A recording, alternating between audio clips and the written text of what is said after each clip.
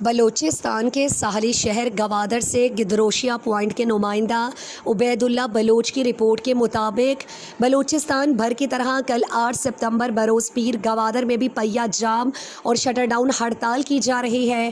Balochistan national party, Pashtunkhwa ملی عوامی party, عوامی نیشنل پارٹی، پاکستان تحریک انصاف اور مجلس وحدت المسلمین کی جانب سے ہڑتال کی کال دے دی گئی۔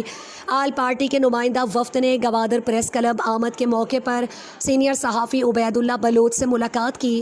وفد میں سابق chairman municipal committee Gwadar Majid Sohrabi, سابق چیئرمین عابد رحیم سہرابی، کوہدہ علی، شیخ مختار، میر انور، ڈاکٹر یونس جمیل مجاہد اور عبدالغفور بلوچ شامل تھے۔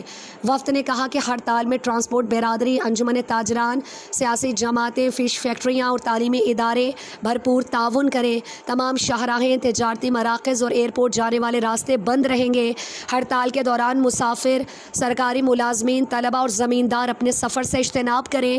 وفد نے کہا کہ ہڑتال کو کامیاب بنانے کے لیے تمام مکاتب فکر سے تعلق رکھنے والے تعاون کریں اور پریس کلب کے دوست ہڑتال کی کوریج یقینی بنائیں۔